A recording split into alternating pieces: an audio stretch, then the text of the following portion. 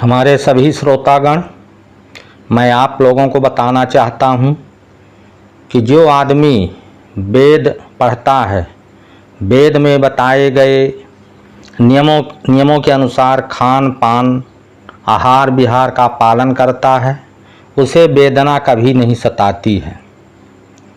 वेदना किस प्रकार की है? वेदज्ञ आदमी केवल उसको देखकर 5-10 सेकंड में बता सकता है कि ये व्यक्ति किस प्रकार का खान पान किया, परहेज में लापरवाही किया, प्रकृति के नियमों से दूर रहकर अपना जीवन बिताया। उसको उसकी वेदना पढ़ने में 5-10 सेकंड से ज़्यादा नहीं लगेगा, लेकिन वेद का अध्ययन करने में कई वर्ष लग जाते हैं। 4 प्रकार के वेद हैं, उनके कई अध्याय हैं। उनका अध्ययन करना बिना गुरु के भी संभव नहीं है। कई वर्षों तक लोग लगे रहते हैं वेद अध्ययन में, लेकिन उनको वेद की जानकारी नहीं हो पाती है। इसीलिए कई प्रकार की वेदना सहन करना पड़ता है। दैविक, दैहिक, भौतिक तापा 3 प्रकार के जो ताप हैं।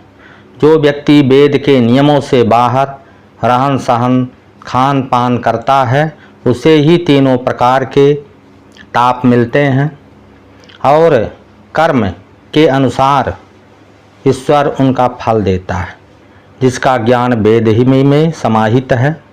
इसलिए हर व्यक्ति को वेद का लंबे समय तक अध्ययन करना चाहिए। वेद इतना सरल नहीं है कि 1-2 दिन में पढ़ लिया जाए। जो मनुष्य के 3 प्रकार के गुण हैं, सत्वम रजस्तमः प्रकृतिस्तयः गुणा, अर्थात सतोगुण, रजोगुण, तमोगुण।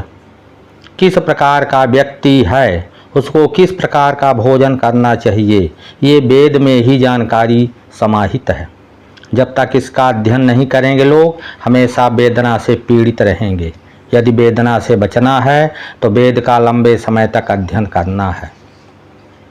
कही कहाई बात को सुनकर कि वेदना पढ़ लेना ही सब कुछ है, ऐसा नहीं है। वेदना केवल 2-4 सेकंड में चेहरे को देखकर ही बताई जा सकती है कि अमुक व्यक्ति किस प्रकार का रहन सहन आहार विहार कर रहा है, लेकिन वेद कई वर्षों तक पढ़ना पड़ेगा, तभी यही जानकारी प्राप्त होगी। शेष हम अगले भाग में इसकी जानकारी देंगे कि वेद, चारों वेदों में कितने भाग हैं, कितने अध्याय हैं, और प्रतिदिन हर व्यक्ति को कम से कम 1 घंटे आधा घंटे यदि पढ़ा जाए तो 2-3 साल में वेद की कुछ जानकारी प्राप्त हो सकती है। शेष धन्यवाद।